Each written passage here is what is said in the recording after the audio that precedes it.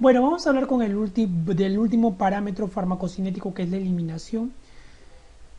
Cuando hablamos de la eliminación, ¿no? Cuando nosotros estamos en farmacología y tenemos una sustancia que es inactiva, el fármaco resiste porque no está siendo utilizado. Para que este dé lugar a una respuesta, tiene que estar en su forma activa. Entonces, desaparece de la sangre la forma activa del fármaco. En eso va a consistir la eliminación, la desaparición de la sangre o del cuerpo de la forma activa del fármaco. Entonces, va a englobar a, a la eliminación por biotransformación, ¿no? A las sustancias que son metabolizadas hacia compuestos inactivos, los metabolitos inactivos.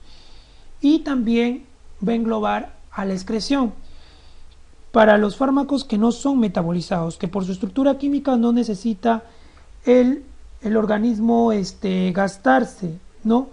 Provocar reacciones químicas necesarias, sino simplemente el fármaco puede ser eliminado por el riñón, es excretado. Todo puede llevar a la terminación del efecto farmacológico y la eliminación de las reacciones adversas cuando aparece esa sustancia que no es activa, que es inactiva. Ya la acción y el efecto farmacológico van a terminar, ¿no? Entonces, lo que viene acá a decir es que la eliminación va a ser la desaparición de la sangre o del cuerpo de la forma activa del fármaco, y va a englobar a la biotransformación y a la excreción. Dentro de la biotransformación, a metabolitos inactivos. Y en la excreción, fármacos que no necesitan ser metabolizados, ¿no? Y fácilmente van a ser excretados. Y ello va a terminar con el efecto farmacológico. Ahora, la eliminación. Cuando hablamos de eliminación, vamos a hablar para fármacos con metabolitos activos, como el diazepam. La eliminación del fármaco patrón no implica la terminación de la acción y tampoco el efecto. Por ejemplo, el oxazepam sigue siendo activo. Esto hacia cierto punto, porque nosotros, si hemos administrado el diazepam, vamos a ver que cuánto dura el efecto, ¿no? Pero le debe también al oxazepam, que quiere decir esto, que si tomamos una muestra de sangre y dosamos el diazepam, ya no vamos a encontrar diazepam, el efecto sigue continuando porque se transformó este diazepam en oxazepam. Entonces va a continuar el efecto, ¿no? Algunos fármacos, pocos, se combinan en forma irreversible con sus receptores, mediante enlaces débiles, enlaces que son fácilmente superados, pero algunos se combinan en forma irreversible con sus receptores a través de enlaces de tipo covalente. Ejemplo de ello tenemos la fenoxibenzamina, ¿no? Que es un bloqueador de los receptores alfa, como el alfa 1 y alfa 2, y por su estructura química, la fenoxibenzamina puede unirse al receptor con enlaces covalentes y permanecer ahí hasta que se termine su enlace. Cuando esto sucede, que no es mucho, la desaparición de la corriente sanguínea, ¿no? No es mucho que desaparezca de la corriente sanguínea, no es equivalente tampoco a la terminación de la acción. Si usamos este fármaco, ya no vamos a encontrar en un determinado momento, pero si observamos la respuesta, hay una disminución de la presión arterial. Su desaparición de la corriente sanguínea entonces no es equivalente a la terminación de la acción. Por eso es que tiene una duración en 24 horas, ¿no? En cuanto a lo que es la eliminación renal, la eliminación renal, los fármacos pueden sufrir o pasar diferentes procesos renales. Por ejemplo, pueden filtrarse por el glomérulo, ¿no? Puede haber una filtración glomerular utilizando mecanismos pasivos, ¿no? La característica son fármacos de bajo peso molecular y se filtra solo la fracción libre, ¿no? Por ejemplo, la secreción tubular, ¿no? solo está que requiere solo un transporte activo para aniones y cationes, ¿no? La mayor parte de los casos son bases débiles o ácidos débiles. Son sustancias con cargas que pueden secretarse fácilmente en el riñón utilizando el transporte activo, ¿no? A través del mecanismo de secreción tubular. Y esta secreción es proporcional a la concentración plasmática. Cuanto más concentración plasmática, la capacidad de secreción también va a aumentar. Ahí también pueden presentarse aquello que la competencia en esta secreción tubular de un fármaco que generalmente se administra en dosis muy grandes con respecto a los compuestos endógenos, por ejemplo la furosemida con el ácido úrico, por ejemplo, ya pueden hacer competencia. Siempre puede aparecer estructuras químicas que todavía pueden conservar cierta estructura liposoluble. En sustancias que tienen estructura que pueden ser liposolubles, todavía existe la posibilidad de reabsorción por difusión pasiva o transporte activos. Todos estos son lugares al nivel del glomérulo, a nivel de los túbulos, ya sea a nivel de todo el túbulo distal, donde es la reabsorción tubular, ¿no? Vamos a pasar al tema de clearance, ¿no? El clearance es la depuración, es la limpieza de un volumen de sangre que es depurado del fármaco por unidad de tiempo. Entonces, se quita el fármaco de la sangre por unidad de tiempo. Este es un proceso aditivo, ¿no? Es decir, el clearance, cuando el fármaco está metabolizado o está inactivo, ya se considera farmacológicamente importante. Por eso es aditivo. La depuración total va a corresponder a llevar al clearance renal y al clearance no renal. Este es el metabólico, aunque hay otros lugares que pueden contribuir al aclaramiento de los fármacos, ¿no? Pero el clearance va a ser igual entonces al clearance renal y al clearance no renal, como vemos en la pequeña fórmula, y es constante para fármacos que se eliminan por procesos de primer orden, que ahorita vamos a explicar ello. Y vamos a tener que la velocidad de eliminación va a ser proporcional a la concentración plasmática, a la constante de eliminación que es propia para cada fármaco. Por eso no todos se eliminan con la misma velocidad y va a estar influenciado por la constante de eliminación. O cuando la concentración plasmática puede ser igual o también semejante.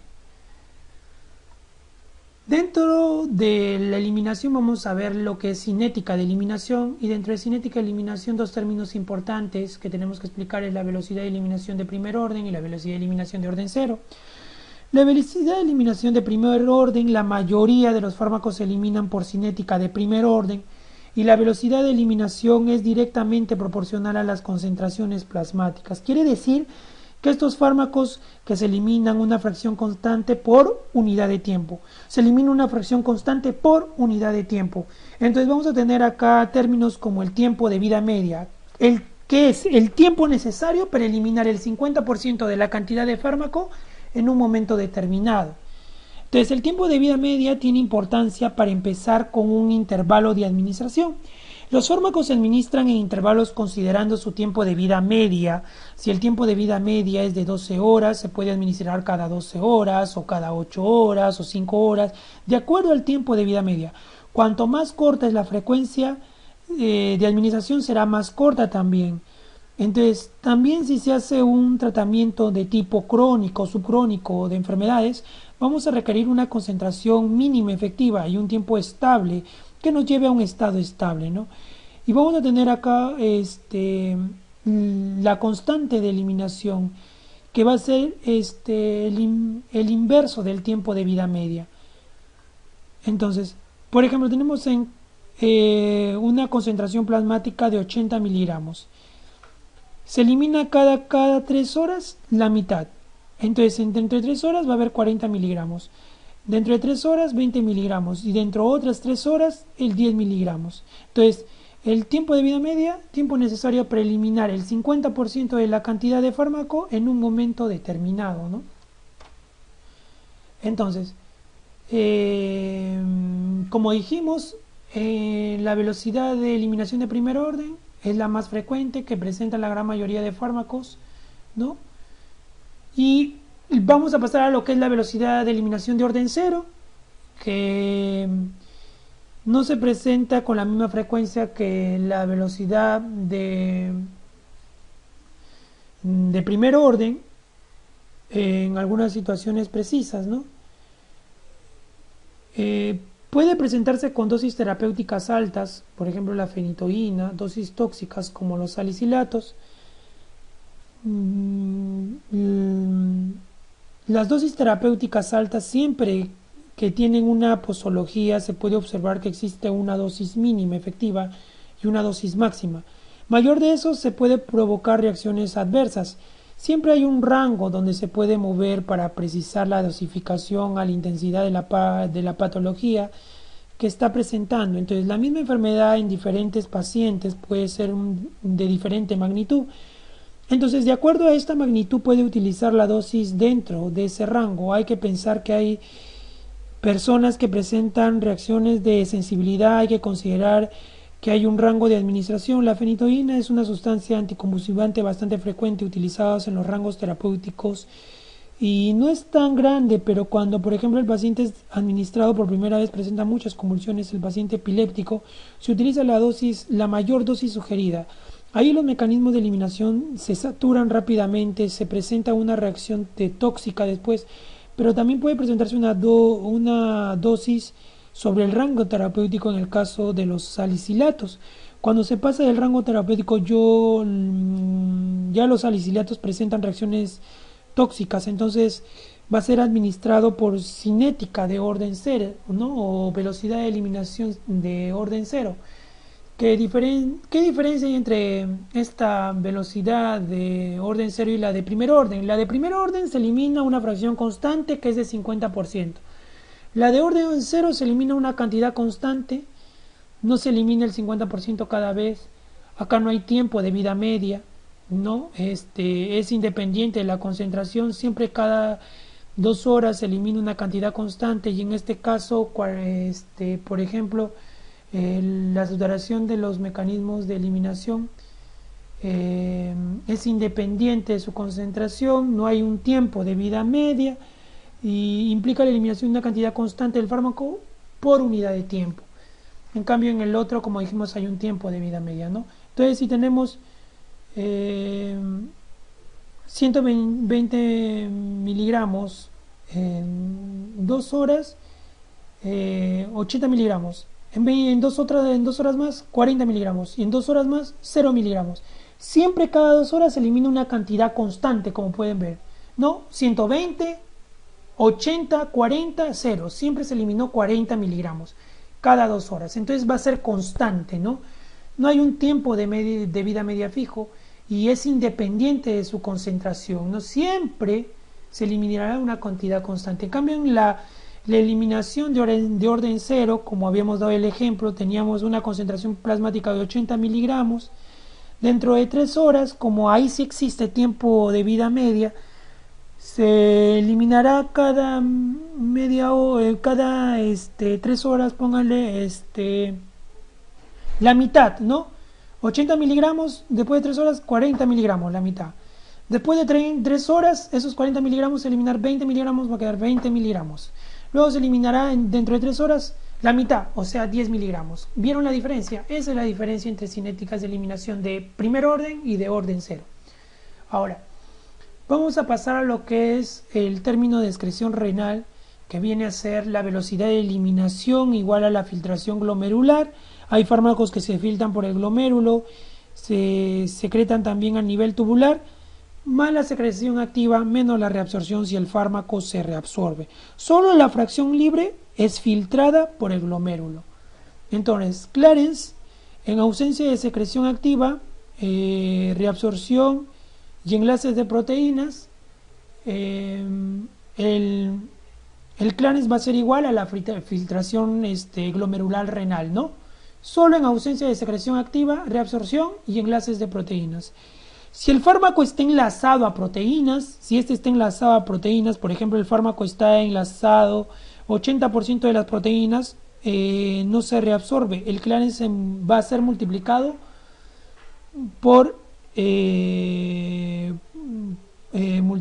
por ejemplo, en este caso, que el fármaco esté enlazado con 80%, no como dijimos, el clearance va a ser multiplicado la fracción de la filtración glomerular renal por la fracción libre, que va a ser el 20%. Entonces, si el fármaco está enlazado a proteínas, el clearance va a ser igual a la filtración glomerular renal por la fracción libre. ¿Esto qué quiere decir? Que, por ejemplo, les digo, el fármaco, un ejemplo, ya un fármaco está enlazado al 80% al 80% a las proteínas, ya. Entonces, no se reabsorbe. Entonces, ¿qué voy a tener como fracción libre? Un 20% restante. Entonces, el clearance me va a ser igual a la filtración glomerular renal por esta fracción libre, que viene a ser 20%. O sea, fracción de glomerular renal por 20%. Mientras que en ausencia de secreción activa, reabsorción y enlace de proteína, vuelvo a repetir, el clearance va a ser igual a la filtración glomerular renal. Entonces, ya hemos terminado con el último parámetro, que es la eliminación. Es un tema amplio, el de farmacocinética, es importante entenderlo, porque a lo largo de todo nuestro curso vamos a ver el término de farmacocinética para poder entender cómo es, cuál es el efecto farmacológico de los de la determinada familia de fármacos, ¿no?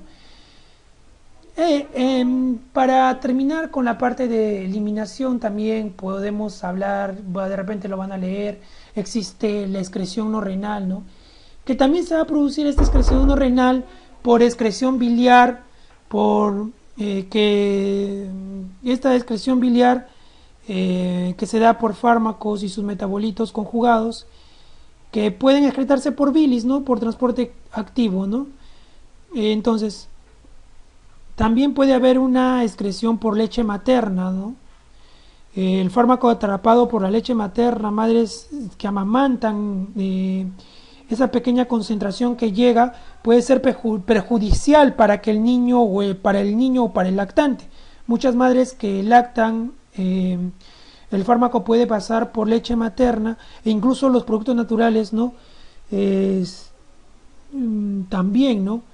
Entonces, como por ejemplo el sudor, las lágrimas, las salivas, pero es cuantitativamente mucho menor, ¿no? Que en el riñón, porque en el riñón es donde se excreta con la mayor cantidad, ¿no? Pero esto es para decirles que existe también una excreción no renal, también por la parte pulmonar, ¿no? Por líquidos volátiles y gases, ¿no? Como los analgésicos generales, ¿no? Y otras vías, como ya les dije, ¿no? Por ejemplo, la saliva, la difusión simple de fármacos no ionizados, sudor, lágrima, piel, cabello. Inclusive sustancias que se pueden excretar por el cabello pueden concentrarse en algunas sustancias, por ejemplo, el arsénico. Una persona ha sido intoxicada por arsénico, la muestra puede ser de cabello y ahí vamos a encontrar la sustancia. Entonces, eso es lo último, espero que haya quedado claro. Es un tema bastante amplio el de farmacocinética, pero que es importante, y cada vez que lo repasen van a ver que es sencillo en realidad, pero que es importante para poder entender el resto de familias farmacológicas que vamos a ir viendo, y estas familias farmacológicas poder entender correctamente el efecto farmacológico. Esto es todo, muchas gracias por su atención.